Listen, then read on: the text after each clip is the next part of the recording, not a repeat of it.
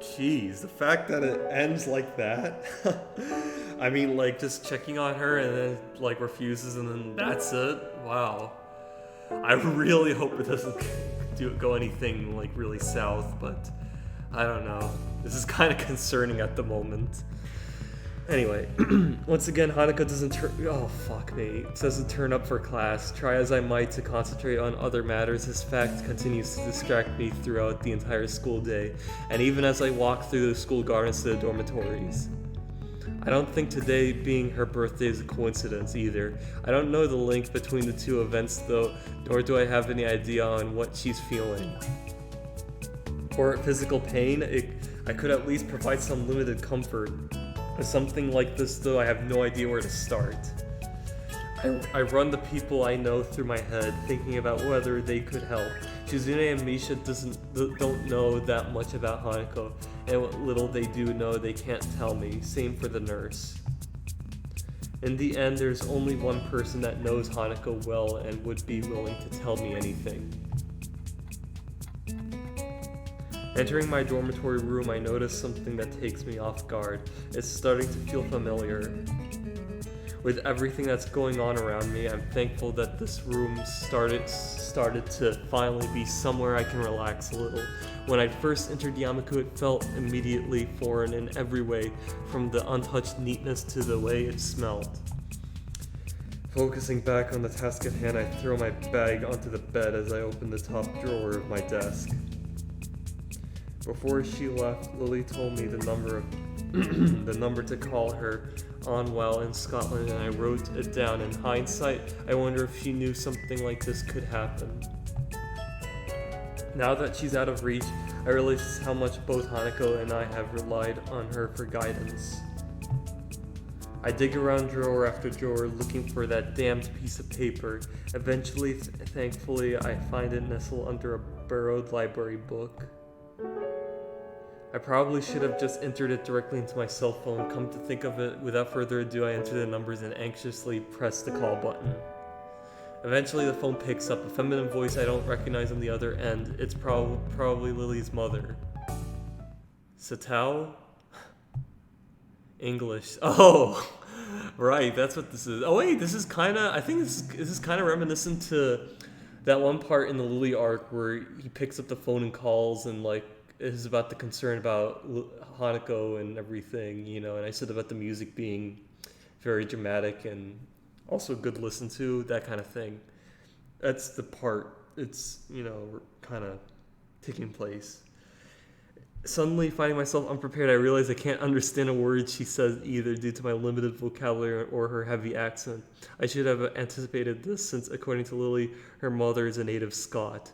Well, what does that mean by native Scot? You mean like they either speak English or they speak, you know, the Scottish Gaelic language, you know, so. I know, I mentioned about the Scottish language kind of thing. I thought it was kind of reminiscent to English, but then I found out much, much later that it's basically like completely unrelated to English. It's like Irish Gaelic, you know, so. I just wanted to point out that was a huge mistake. I only said it like that because when I was looking at Wikipedia and I was saying everything about the United Kingdom and the languages that each it's listed, because you know there's Welsh and then there's Scottish and everything. When I looked at the Scottish thing, it looked kind of similar to English, so I was like, oh, it's kind of like English, but except a little rough, but it's not. Apologies if I was rambling, but I just thought I don't know, let you guys know about that. I just realized I made a mistake on that last arc for those of you who might have seen it, but I don't know. I soldier on in the hope that she must know some Japanese, considering it's her daughter's native language. It's Hisayo Nakai speaking. An enthusiastic sound of realization can be heard as she recognizes the language. My feeling of relief is immense. Ah, you must be one of Lily's friends from school, correct? Even so, her accent means I have to concentrate to work out what she's saying. Yes, that's right. Pleased to speak to you, Mrs. Satao. It's so nice of her to find someone so polite. Lily, dear, it's for you. Her mother seems nice, if a little overenthusiastic given the mundane situation. I wonder. Oh no, never mind. I was gonna say if he's spoken.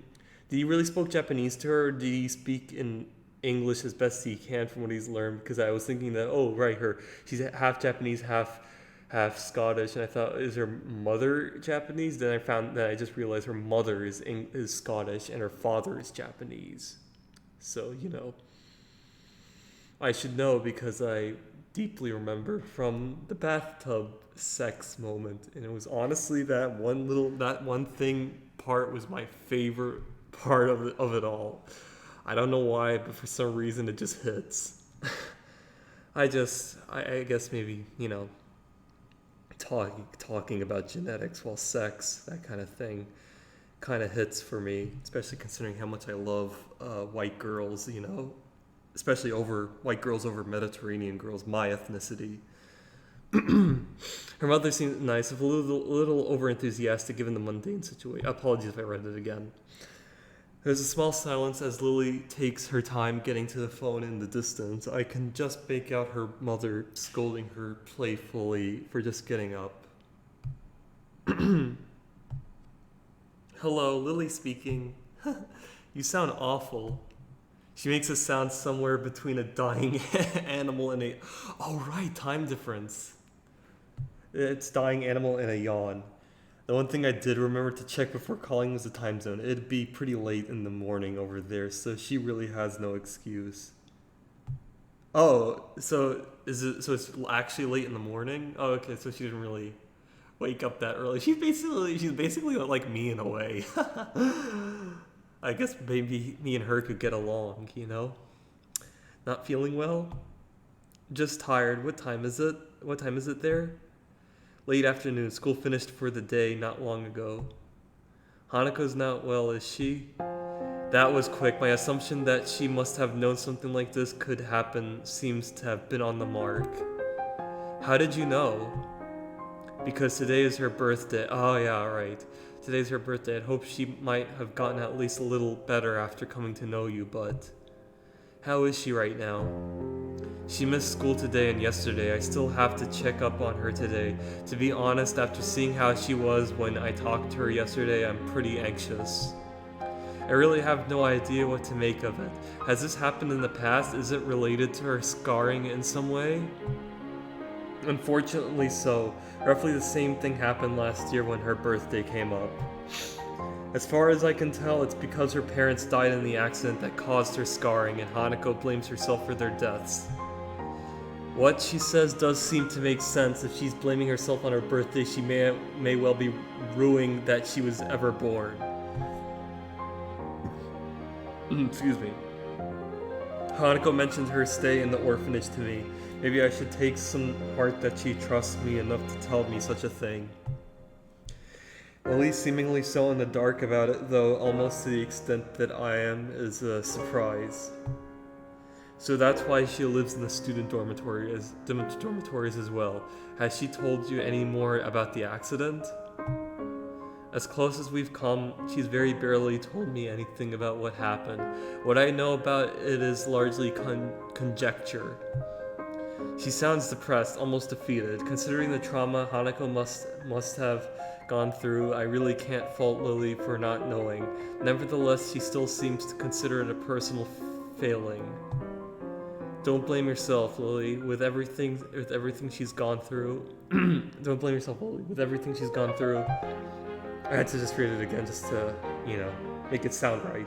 There's a long silence from the other end of the line. I begin to wonder if the call cut out before the voice at the other end speaks once again. There's another person, though, that has been a subject of worry for me as of late. Oh? I run through the people she could be talking about in my head. The only friends she seems to keep very close are Hanako and me, though there is Akira as well. That person is you, Hasayo. There's another silence on the line, but this time it's caused by me. Making others worry about me is something I've very actively tried to avoid since coming to Yamaku. Indeed, my interaction with Hanako has helped stave off any major health problems thanks to our relaxed and slow-paced lives. What is there to worry about over me? I apologize, I didn't mean any offense. Sorry, I was just taken a bit off guard. Still, isn't Hanako a bigger problem at the moment? For some time now, I've thought that the both of you may be feeding into each other's more worrying habits. I tried to amend this before leaving, but it seems to have done little. Worrying habits? When I asked you about what you had in mind for the future, your answer was very similar to what Hanako has said in the past when that question was posed to her. It is well and good to want to protect her, but I fear that treating Hanako like this as if she were a daughter or someone in need of special care is only going to achieve the opposite. Oh my god, another one? The situation got effectively turned on its head after everything that's happened. This is the first time I find myself doubting Lilly's judgment. Jesus. I'm gonna have to save right here. I'll be back. Okay, I'm back. So, let's see. Trust my own judgment or agree with Lilly. Fuck.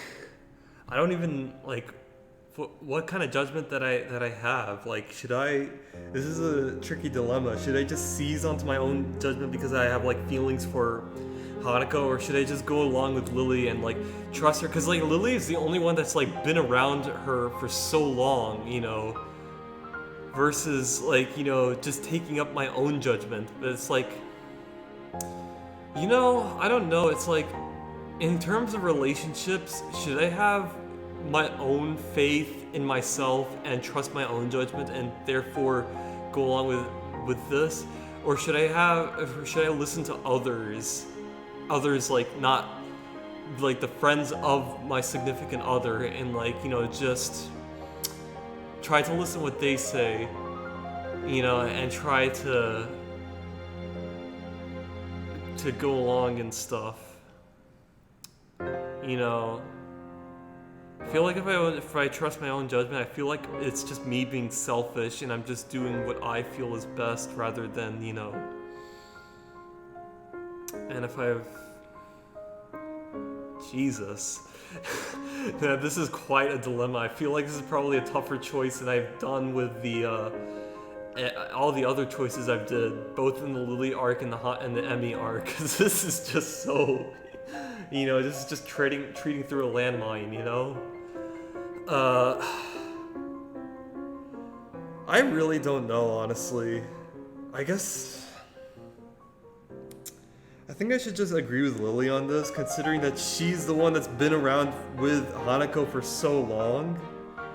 And I don't know, it's like,